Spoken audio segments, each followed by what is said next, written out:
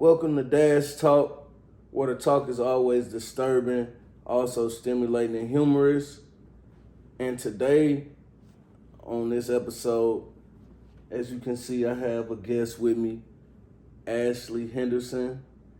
And it's really a inspiring but very nice story how we met. And I was on TikTok and I do my daily inspirational videos, and being on TikTok, sometimes somebody might comment and say something, and Ashley actually inspired me because she was telling me how my daily inspiration videos helped her out, and I was like, man, when I heard that type of stuff, that make me just go harder because that's the reason why I do what I do. Is to help somebody else out and help somebody else throughout their day. And sometimes it's like, I don't care if it's just one person that heard and it might change their life. And so Ashley left a couple comments and we started going back and forth. And I was like, I would love to hear your story. I'm like, matter of fact, you know what? Since I got a podcast, that's what I'm gonna do. I'm gonna bring you on the podcast, and I want to hear your story through there, and I want other people to hear your story because that's also what Dash Talk is about. Giving people a platform to tell their inspirational stories and to help other people through the struggle with their story, because you never know how her story might change somebody else's life. So welcome on, Ashley. Hi. How you doing today? I'm doing great. How are you? I'm doing awesome. I'm a little tired. Got off work, got a couple hours of sleep, and then jumped right on this. And so, first, I just wanted to ask you, how did you find my page? I found you on TikTok. I was just scrolling through videos, and your daily inspirationals came up. Like the song you sing is stuck in my head every day. Man, and that's not the first time that I heard that.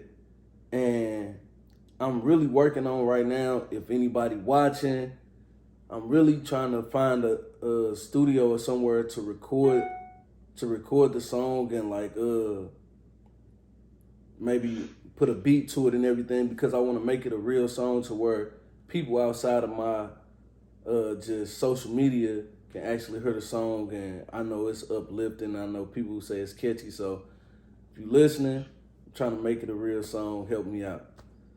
And so you said you heard the song and you saw me on TikTok, and what else happened? And like I said, I continue to watch your inspirational videos, and then I messaged you. Yeah. And then started conversating from there. Okay. And so, I was gonna ask, I know you said you wanted to tell your story, so give us a little background about you, Ash. Okay. So from the time I was born with struggles. I was born with a dislocated hip at birth and had to have surgery. They said I wouldn't walk properly. I would have all these problems. But I proved all the doctors wrong, and I overcame. I walk perfectly fine. I do have a little issues with my hip, but by the grace of the good Lord, I can walk.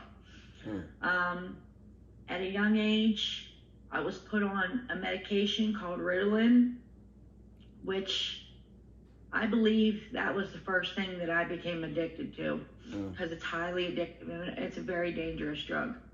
They don't make it anymore. So then it started from there. Not only that, when I was little, my grandparents used to give me little sips of alcohol from their beers or drinks or things like that. Yeah. And from there, progressed. When I started out as a teenager, everybody starts out smoking marijuana and thinks it'll never go any further.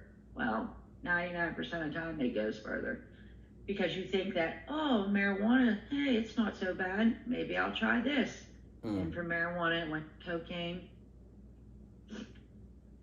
Then from cocaine, it went to a pill here and there, which I thought was okay. It wasn't going to do anything. Then it just progressed till I had to start using them every day to function. Then once the pills were too hard to get a hold of, next step, heroin, which when I was younger, I was always the one that was like, I'll never do that. Why would you do that? You're you're ruining your whole life. Mm. Until I couldn't function on a daily basis without it. So for about 2 years, I was a functioning addict and nobody knew anything. Well, that went downhill real fast. Yeah. Because one day I couldn't do anything and my body went through so severe withdrawals that my family thought I was going to die. Wow. Yeah. So then there was supposed to be this miracle cure called Suboxone. Yeah, so heard went about to that. treatment, got on Suboxone, only to come to find out it was worse than coming off heroin. I didn't know that. I've been to 4 different rehabs. I have 3 children. 2 almost didn't make it alive, but like I said, I believe in a higher power, so by the grace of him, my children made it. Yeah. My first one I overdosed on. I didn't know I was pregnant. Damn. Went to the hospital. They never checked me for pregnancy. I got out, overdosed again. So this was my first time in rehab. Went to rehab and the lady was like, something is telling me you're pregnant. And I was like, there's no way. Well, 2 pregnancy tests later, yes, I was.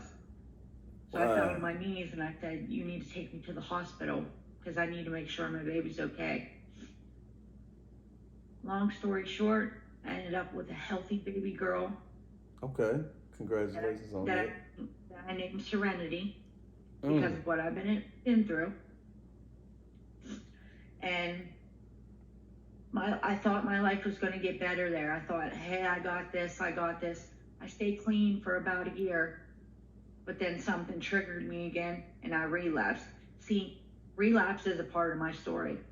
I have relapsed many times, but it's not what you do in the relapse. It's if you pick yourself up and continue to go forward, or if you want to stay stuck in that relapse. Because it's very easy to stay stuck in that relapse and keep going.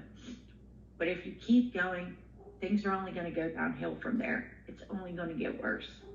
And let me say something before you continue. When you just said that about relapse, one thing that some people might misinterpret or don't understand about drug use or any type of addiction, really, it's an everyday struggle. Like once you're addicted and you start to recover, that's a lifelong process from now on. It's not like you just recover and then it's one day like, oh, okay, it's over with, I'm done with it. For at least I know for me, it's an everyday struggle, and so yes, it's gonna be lifelong. But yes, definitely. I struggle on a daily basis also. Like just with there's people that know I won't be using and they'll show up and they'll pull drugs out around in front of me, even knowing that I'm not using, because they want to pull me back into that. Yeah, people, places, and things. Yeah, people, places, and things, always. Like, so you got to watch who you surround yourself with, and if somebody is using around you, remove yourself from them quickly. Because all it takes is them to pull it out one time in front of you and you'd be like, okay. Yeah, absolutely. And because there's a lot of people that want you to stay stuck in that addiction with them because they think of you as money. They think, oh, if I keep her in this addiction, she can make me money. They don't see you as a person. They see you as a dollar sign. A lot of people do. Absolutely. I know. I struggle with it on a daily basis, telling people over and over again, please stay away from me if you're using. Please stay away from me if you're using. And it's like it goes in one ear and out the other. Yeah. Because in that addiction, you don't really care about anything but that addiction. So you telling me to stay No, away, I don't care about that. I'm just trying to reel you back in so then I can get as much of the drug as I can for as cheap as I can. Or exactly. and And oh, I forgot what I was gonna say. you was telling me about your baby girl Serenity, and then you said you had Yeah. two other kids too. Yes. My second daughter, Trinity. Now, I've been homeless, living on the streets because my family threw me out. Mm, I had nowhere to go. So I went to a domestic violence shelter because I had gone through some domestic violence. See, my story also has abuse in it. mm, Mental, emotional, physical abuse from my father as a young child. So growing up, I always thought I wasn't good enough. I was never going to do anything right because that's what was ingrained in my head as a child. wow. So it took me a lot of years to break that. I still struggle with it sometimes now because there's always a fear of failure in the back of my head. Mm, But I've been learning to push through that I failed so many times and I've got back up. So obviously, because if I was a true failure, I'd still be in addiction. yeah, true. I would have never got out. But with my second daughter, I was at the domestic violence shelter and I almost lost her too. A little boy kicked me in the stomach, and the next morning I woke up and there was blood everywhere. I had to be rushed to the hospital. They said to me, expect that you might be having a stillborn. And my heart just sank. I was all alone. There was no one there with me. And my baby came. And by the grace of him, by the grace of the Lord, she came out perfect. Mm, At that time, I was clean and sober. But I had a case with CYS. So, due to the little boy kicking me in the stomach, they said I didn't have a safe place to take her back to. So, they placed her in foster care because none of my family would step up. So, they placed her in foster care. I did everything I could to try to get her back. Gave hundreds of clean urines. My family fixed their house up, but the caseworker just wasn't doing it. There was nothing we were going to do that she was going to give this child back. man. So I ended up relapsing again. I stayed that way for a little while and kept using. And then we come to a hearing at the courthouse. And by that time, I was with my youngest child's father. He was taking my medication that was prescribed to me and wasn't prescribed to him. He was mentally, emotionally abusive, starting to become physically abusive. When I got pregnant, he would tell me every day that I needed to go have an abortion. If I didn't go have an abortion, that he was going to kill me. Wow. So I was clean when I got with him. I got out of rehab and was doing well. And after a few months, I ended up meeting him and getting with him. I thought I was living the dream because he treated me so well at first. Well, they call it the honeymoon phase. Yeah, I know all about that. It lasted about 4 months. So, yeah, so every day he was putting me down, destroying the house, looking for my medication, trying to find it. So we came to a hearing about my daughter, and the judge asked me what I wanted to do. Did I want to keep fighting for her, or did I want to place her with the people who she had been with for the last 2 years? And I didn't know at the time, but my caseworker was pregnant, and she was going to go on leave. So I probably could have gotten my child back through another caseworker. But at the time, with everything going on with my son's father, I decided to place her, and I gave her up for adoption. It was one of the hardest things I ever had to do. But it was also the best choice that I can make for this little child. Right. instead of her coming into a house and being mentally messed up, emotionally messed up, traumatized Yeah. is the word.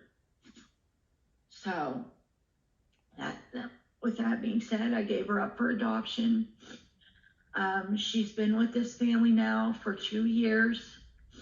I named her Trinity for the Holy Trinity, because I don't know what caused her to survive, because they were telling me my chances were slim to none for having a baby born alive. But she came out healthy and happy. So I continued the relationship with my son's father. Like I said, for months I took on abuse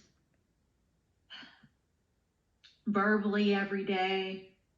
And it took me back to when I was a child, like when I was with my father. So I didn't know what to do because I wanted to give my child a chance of having a family.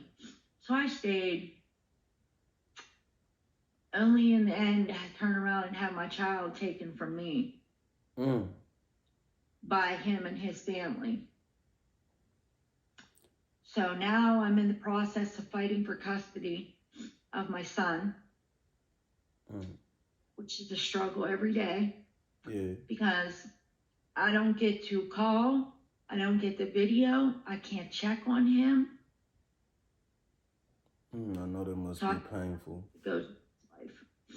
But since my son was born and they took him from me, I went back to rehab, Glen Bay, Ohio. If anyone's struggling, that's the place to go. They take Medicare insurance, Medicaid insurance. They're amazing. And where you say again? Glen Bay, Ohio. Glen Bay, Ohio.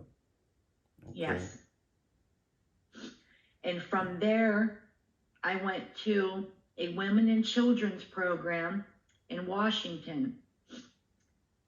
I can't remember the name of it right now. But so I went to a women and children's program. It's like a halfway house, but it's for women and children. So you're allowed to bring your kids there with you. Okay. Your kids can stay with you 7 days a week. It's called Julie's House. Julie's House. Okay. Yes. So if you're struggling and you have children and you're thinking about rehab, but then not wanting to go because you don't want to leave your kids, you can leave your kids for 2 weeks with someone, then go there, and your kids can come immediately with you and stay. It's a 6-month program, but wouldn't it be more incentive if your children are with you? Definitely sounds better than being alone to me. And I want to touch on something that you said when you said the verbal abuse took you back to when you were a child. I'm gonna touch on it in a couple of weeks when I do my Dashinor on February 4th. But one of the things that that a lot of people don't understand about trauma is a thing called arrested emotional development. And I want people to look it up. And that's when your mind stops expanding emotionally. And so, like you said it took you back to a kid, but when you're arrested emotionally, you react the same way that you did from a situation that you never grew from. So we might be sometimes not understanding why somebody that's 31 is still reacting to a situation like they was 12 years old. But it's because they never grew emotionally from that situation or never overcame the situation that caused them to start acting out that way. And so that's why sometimes it happens like that, like things take us back to when we were kids and stuff like that, because we never grew past that point. And so that was like a major thing for me to overcome, because people used to always tell me, man, grow up, you acting like a kid. You acting like a kid. Or it'd be sometimes where I just would spaz out and just be stubborn, and I wouldn't see it myself, but then when I replay it in my head, replay the situation later on, I'm like, Man, I was straight acting like a little kid when that just happened. So I just wanted to touch on that before you went on. And so I know you said, Joe, they took your baby boy. And so how old are your children now? My oldest daughter is 6, my middle daughter is 4, and my youngest son will be 3 in February. Okay, so all this just recently happened in your life too. Yeah, Mm. just recently. But you're exactly right. People tell me to grow up all the time, like in situations like my sister also, when she gets on a phone conversation with me, she'll scream at me and she'll belittle me and she'll put me down. So it sends me straight back into feeling like it's my father talking to me. Mm. Man, So it's hard. I'm trying to get over it, and I don't treat my children like that at all. Like, I encourage my children. I don't speak negatively about the significant others that I have them to. I try to encourage relationships because my oldest daughter's father really isn't in her life. He just recently came back in and bought her Christmas presents. Mm. So it's hard for her because they cut off all my communication with my daughter too for quite a while. I just recently got to see her. I got about an hour and a half, and my baby was just glued to me. Like, the bond between a mother and a child is huge. Absolutely. Because the mother's the first one who cared for them. Like, bonds between a father and a child can be huge too, but a child knows a mother's heartbeat. So no matter the distance that I was away from my son or my daughter, no matter how long I was away, they know exactly who I am. But it's just hard right now because going through all these custody things and having to do all this stuff, and it's like I'm jumping through hoops. But in the end, I know the end result will be amazing because I'll have my children back. But I will say this.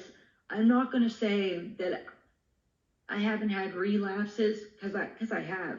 I've had many relapses.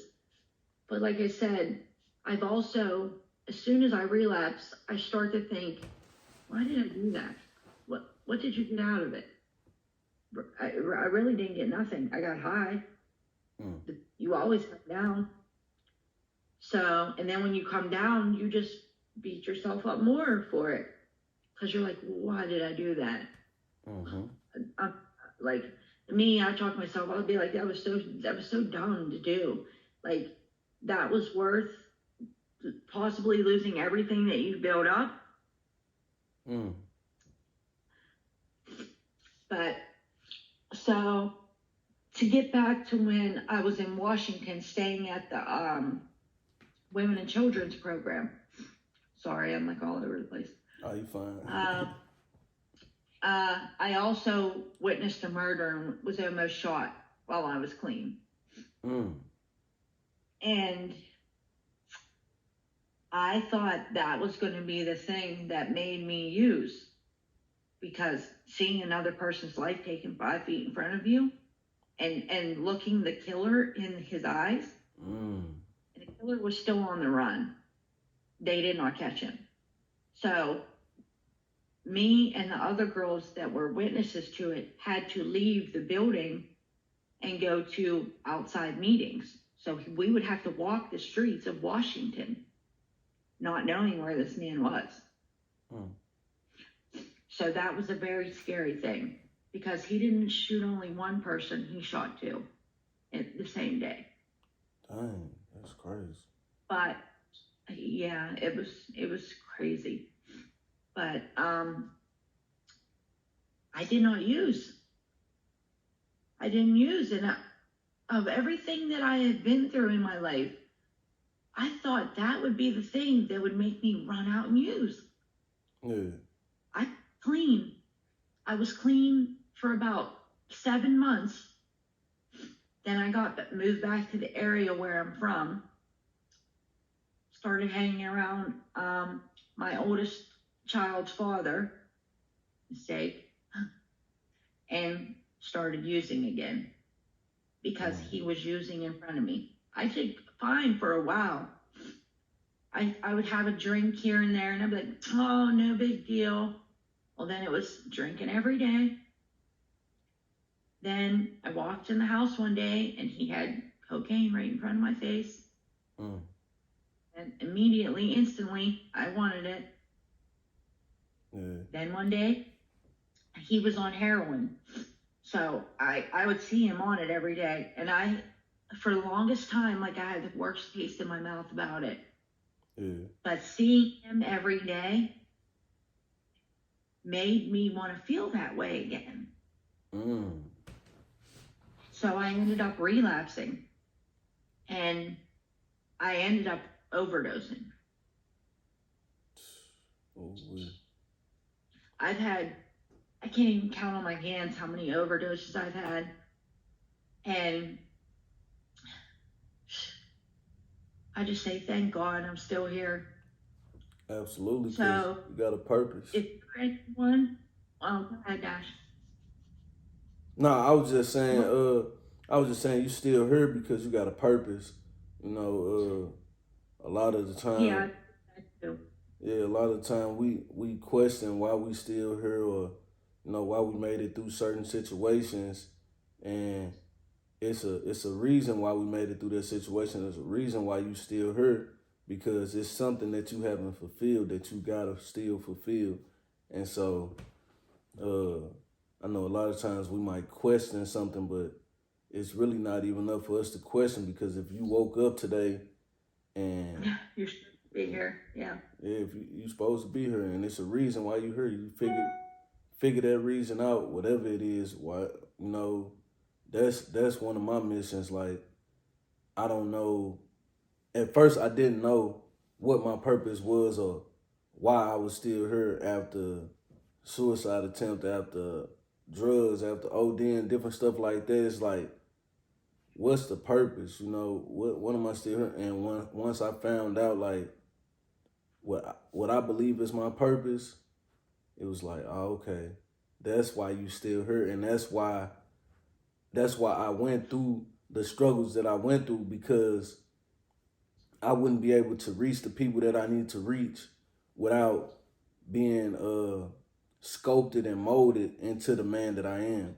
Had I not been through drug addiction, then I wouldn't be able to reach other people that are drug addicts or recovering drug addicts and be able to help them change their life.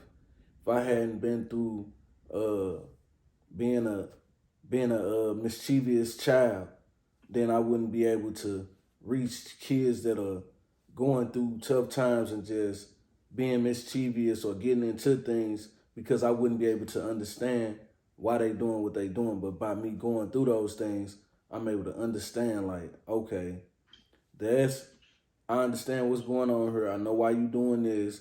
I know what you got going on. And it might not be the exact case, but I'm able to be like, you know what? I see myself in you somewhat. And by me seeing myself in you some kind of way, I can help you out. Yeah. See, that's what I think my purpose is, to help other people too. Like, I've always been a helping person, and people who were on drugs when I wasn't, I would try to talk them up and be like, you're so much better than this. Like, you don't have to live this way. And then I ended up walking the same path. Like I said, I've been to prison too. So don't think that I've gotten off scot-free in this addiction. I've been to prison. I've been in the system, on probation, on house arrest. Like, I've struggled. I've struggled a lot. But you're still fighting. Yeah, I'm still fighting. Exactly. I'm still fighting. I still get up every day. I try to make the best out of my day. I try to put one foot forward. I pray. I actually go on to Lilac Ministries every night at 9 p.m. and we have a prayer call.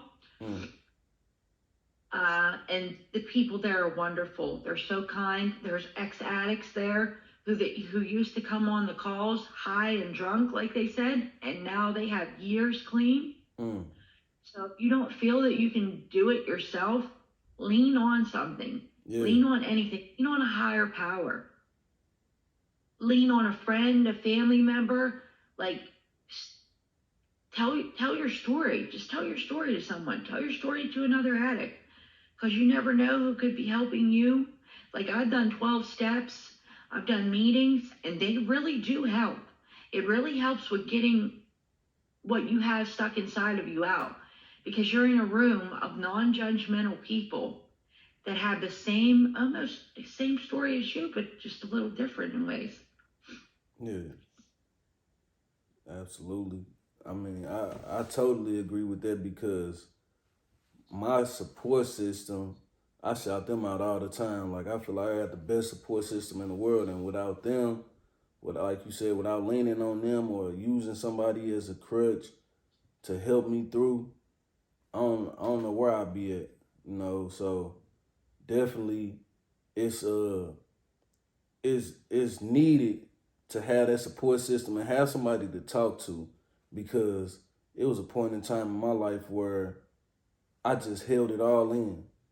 I didn't want to talk to nobody. I didn't want to be judged by nobody. And so by me not wanting to be judged, by me not wanting to be looked at a certain way, I just held everything in until it was a point to where it was just like I just exploded. And somebody would say, "Oh man, that just happened out of nowhere." And it's like, nah, it didn't just happen out of nowhere. It happened because 2 months ago I couldn't get this off my chest. And then last week I held this in. And a couple weeks before that, I was going through this, but I didn't have nobody to talk to, so I held that in. And now, today, it all just exploded. And on the outside looking in, it'll be like, oh man, he just snapped for no reason. It just came out of nowhere. It was the smallest thing. And it's like, nah, I've been needing somebody to talk to. I've been needing somebody to check on me, but I was strong. So it's like, you know, and then I would for me, I would hide behind my smile. So people would see me smiling every day or see me being being uplifting to somebody else, like you were saying you was uplifting other people. They would see that and think like, oh, he okay, so we don't need to check on him. But a word to the wise, man, check on your strong people, because strong people have weak moments too. And so you might think that person's strong. Oh, they so strong, they got it, they got it. But most time, a lot of times, those same people be hurting on the inside, and it's like I'm so strong, and I'm looked at as being strong, so I'm not gonna be vulnerable to you and make you think like, oh, he has a weak moment or she has a weak moment, so I'm gonna just portray this. But if you can find somebody that you could just talk to and you can be vulnerable with, you don't have to be there with everybody, but if you can find at least one person to where you can release, because that release is like therapy. Yes, it really is. Yeah. I took the advice of my counselor from rehab, and I went to meetings that I found a sponsor. And I think, meeting her was meant to be, because she brought out so much stuff that I had stuff so far down that nobody knew. Mm. And she never judged me. She never tried to make me feel like I was wrong. She just was there for me. Yeah. I finally had someone that was there for me, and it felt like unconditional love. Yeah. And someone who believed in me. And for a feeling. long time, I didn't have that. Like, I'll have people say they believe in me, they believe, but they really don't believe in me. Like, my family. I don't have my family.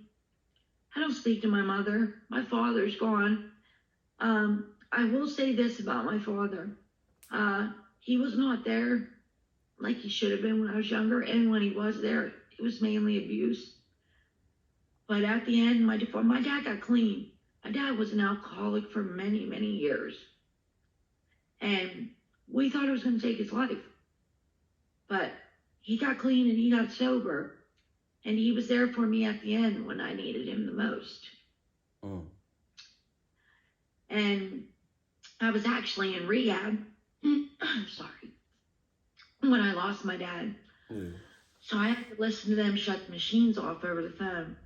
And that was a hard thing to go through. When I come home, I didn't last long because I kept stuff bottled up inside of me while I was there. I didn't let it out.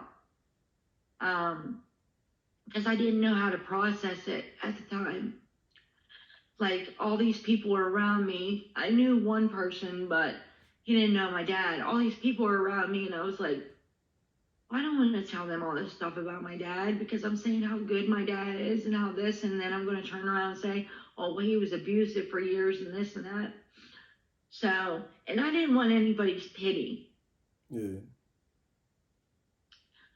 So, like I said, I didn't know how to process it. And then when I came home, got around the same people, someone who I was in rehab with, which was a mistake, which I knew from the beginning because his whole family uses. Mm. As the days went on, I would see his brother using, his sister using, and then finally he was using. So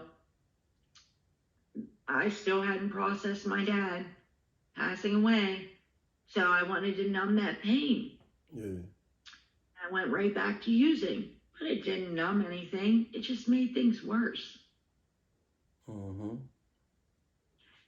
See, it'll numb you for a certain period of time, and then once it becomes a habit, your world crumbles. Everything you do is about that drug. Getting, seeking, using, finding your whole life. Yeah. Turns into that drug. That's what it revolves around. And it becomes this horrible nightmare that you feel like you're stuck in, you can't get out of. But I'm here to tell you, you can find a way to get out. Yeah. You can. And something about what you just said, like when you go down that rabbit hole, it's like you don't even recognize it. Like, you know, when I was using, it was like I didn't even recognize the person that I was or the things that I was doing. Like somebody else would see it and they could see the change. But in me, I felt like I still was the same person that I was before and nothing had really changed. I remember I'll never forget, I was sitting in prison and I was on the call with my mama and I was just telling her about how I wanted to be a public speaker and how I had started speaking in the wing that I was in. And I sent a picture home and she broke down really and she was just like, I'm proud of you. And she got to looking at the picture and she was just like, look at my baby, because she was at the time I didn't know until she told me like that she was comparing the pictures and she was like, you look so healthy. And when she said it kind of took me back, like, okay, like I ain't supposed to look healthy. I'm like, what's going on? And when she said it, she was like, it was a picture of me and my son, and she was like, on this picture, you just look so unhealthy. You don't look nothing like yourself. You look like a shell of yourself. And I'm like, it was a picture that I had posted on Facebook. So obviously, I didn't feel like I looked any differently than I had before. I didn't feel like I looked like something was wrong. But on the outside looking in, she could see like you going through something. You don't even look like yourself. You don't even look healthy. And she was just so happy to see like me looking healthy and me looking like her child that she birthed. And so it was like, when, like I said, when you go down that rabbit hole, you don't even recognize yourself or where you going. So the drug, like you said, the drug could take over to where only thing you see is that drug, and you would think like, oh yeah, it's all normal, but nah, it's not all normal. You going through some things. You going through a real change, like, and you need to recognize that like self awareness is so important, and that's why I'm proud of you for real and how you inspired me because when you said something about knowing what the relapse would do to you, or having the relapse and knowing right after like I gotta get this out, I gotta get myself together. Like that self awareness right there, like you know, failure is an option. People like to say that they don't want to fail. Failure is an option because I believe failure is a part of success. After you fail so many times, you learn it's you learning how not to do something. So now I just learned how not to do that so I can succeed in a different way. And so it's like relapse, don't beat yourself up about it. Oh man, I messed up and then go deeper into that rabbit hole. Nah, you relapse. Okay, that's what happened. What caused you to relapse? Okay, why did you relapse? What were you doing when you relapsed? Who were you around when you relapsed? Now you start being self aware. So now the next time that something happens, it's like, okay, nah, I remember the last time I was around John, Susie, or Jim, whatever, and I can't go around them. Or I remember the last time I was in the bar and I took a sip and that sip led to a line or that sip led to a pill. So you know what? I'm not going to bar. And when you become self aware, that's why I say it's a lifelong struggle because once you become self aware, now you know, okay, I gotta take this step. All right, I bumped my head, I messed that up. All right, I know not to do that again. Keep going and keep pushing forward. And, Yeah, you're absolutely right because I was one of those ones who used to be in the bar all the time. Never thought I had a problem, but every time I would get drunk, here would come the cocaine. And then yeah. the cocaine would lead me to the heroin or the Xanax or this or that because I wanted to come down. Mm, So I would want to be up from the alcohol bringing me down, and then I would want to come down. So I mm, would search for another drug. And that's, it just became a vicious cycle for so long, like probably 6 years I did this, mm, going to the bar, going out every night. Um, and some people will judge you. They'll be like, oh, she's in the bar, but then allow you to drink with them. mhm, And they're just hypocrites. Don't pay no mind to them. yeah. They're no better than anybody else. Because if they're out drinking and that's what they mainly do every weekend, they're no better. And before I lose my thought, I was gonna say this earlier. I had forgot about it. Uh, when you just said people gonna judge you, like I feel like no matter what, if you're doing something right, wrong, or whatever, it's gonna always be somebody that's gonna talk about you. So Yeah. living in the opinions of others, that's not gonna get it done. But what I was gonna say when we was talking about our purpose, I always used to. I don't know if my god sister remember. Me and her always have a little back and forth, and I remember I used to say my purpose is to get on people's nerves because I used to always get on people's nerves when I was little, and so Yeah, and me so too. and so like I was like, man, that's my purpose, and I used to tell people that, and in a way, I feel like that's true. I just thought about this like 2 days ago. I'm like, that's still your purpose to get on people's nerves because the people that don't want to see people inspired or the people that want to be down and out, the people that want to be negative, I know I'm getting on their nerves every single day when I get on here and I inspire somebody. When I get on here and I sing that song and I'm smiling and I'm happy, I'm getting on somebody's nerves. Somebody's sitting there like, what he's so happy about or what he's smiling about, Right. and it's like, yeah, I'm gonna get on your nerves because I'm gonna keep on smiling. I'm gonna keep on being happy because I've been I've been through the mud. I've been through the trenches. Like I've been through the struggle, and I'm still going through it. But I know it ain't gonna break me, and I know my struggle gonna help somebody else, and I know I'm gonna uplift somebody else and make this world a better place. So every single day I'm a smile. Every single day I got a reason to smile. I got a reason to be uplifting. And so if I'm getting on your nerves with that, then good. I'm supposed to get on your nerves until you decide you want to change and you want to live a happy life. But if you don't want to change, if you don't want to live a happy life and you want to be upset, by all means be upset. I'm going to keep upsetting you every single day. Yeah, exactly. And just recently, oh, I know, I love having a smile on my face and people just trying to put me down or hate on me. I just keep smiling. Yeah, Like they say, kill 'em with kindness. It's the best way to go. yeah, But I had a recent struggle too. I was in an accident. I was on a bus and we were hit from behind. mm, So right now I'm struggling with neck pain, back pain. I'm still in a neck brace everywhere I go in a vehicle, and this has been going on for 3 months now.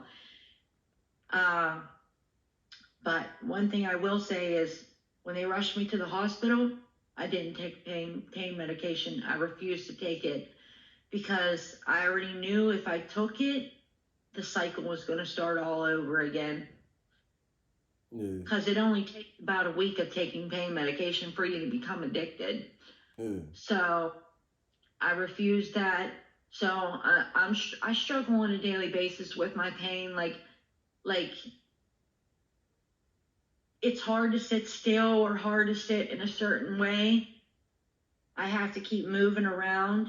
So that's a little difficult, but I've been doing everything I can, and I go back to my doctors here in a few days, and hopefully I'll start physical therapy because I refuse to take a pain pill. I refuse to take a pain pill because yeah. that's how my addiction all started out. Was just one little pill.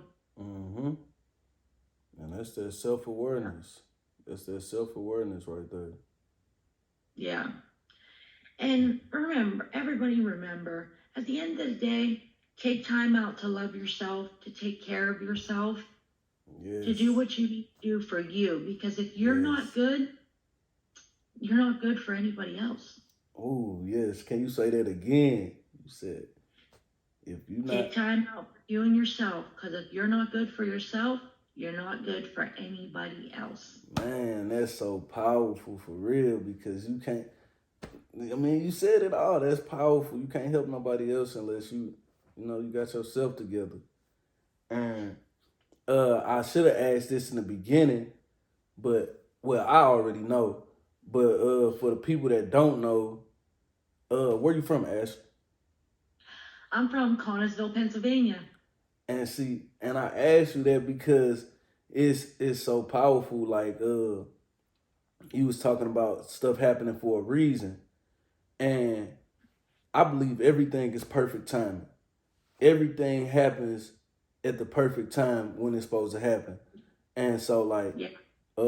you contacted me, you seeing that video, that all happened at a perfect time. It happened for a reason because had you contacted me a few weeks before that, I wouldn't have been able to put you on this podcast because I didn't have the podcast up and going.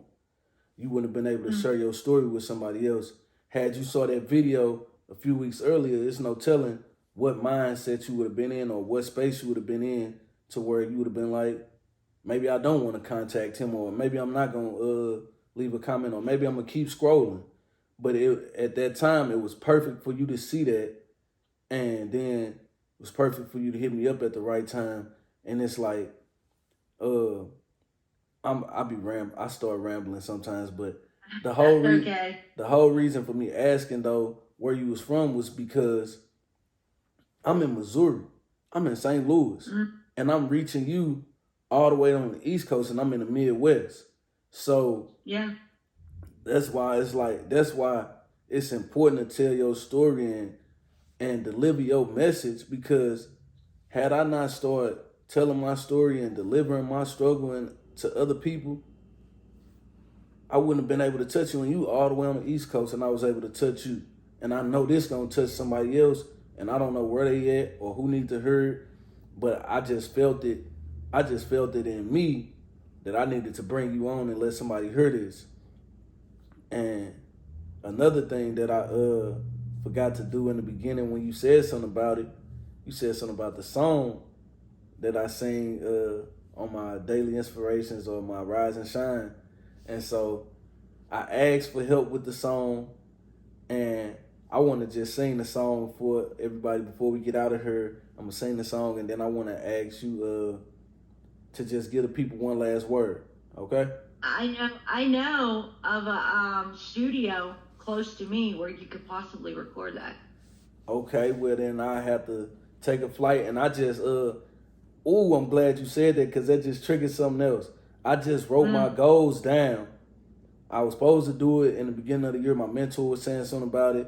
Then I watched I was watching a motivational video while I was at work, and Steve Harvey said something about writing your goals down, writing stuff down, because if you don't write it down. I just watched it this morning. I just watched that this morning. Perfect timing, I swear. Because it's like, I heard Steve Harvey say something about it. My mentor said something about it. And something else happened. Somebody else said something about writing goals down. And I was like, let me write my goals down. And look at it every morning and night. You look at it every morning and night. Yes, exactly. That's what he said. And that's what I've been doing the past couple, it's been like a week. And so when I wrote it down, one of my goals was I'm going to start traveling. I want to travel the country. And so you opening that door right there. I know we talked about me coming and doing a National in Pennsylvania, but like just opening that door, that's a door open for me to travel. I've never been to the East Coast, never been to Pennsylvania, nowhere over there. So that's somewhere for me to travel the country. But before we run out of time and I start going on another long ramble, let me I'm gonna sing the song for everybody before we get out of here, and then I want you to leave the people with the last word. So, okay. Go. Yesterday was crazy, but today I'm feeling great. Woke up early morning, big old smile on my face. I'll be like, wake up, everybody, baby. Man, I just lip synced it with you. As soon as I hear it, I start singing it. I appreciate it, and that song got such a good backstory behind it, and that's a story for another day, another time. But I definitely let everybody in on that story one of these days. And so, Ashley, I wanted to know if it's something that you would tell somebody that's going through a struggle or that's going through hard times. What's something that's inspirational or motivational that you would tell them? Don't give up. If you give up, then you fail. If you keep going, you can fight another day. And another day can turn into 2 days, 3 days, a month, 6 months, a year. Just don't stop fighting. Yeah, definitely. Well, Ashley, I thank you for joining me on Dash Talk. Man, everybody tune in to Dash Talk, disturbing, also stimulating, humorous talk. We're going to be here all 2023, all 2024, 2025. It's a thing, man. Dash life, dash up, dash out. Don't just pass through life, dash through life.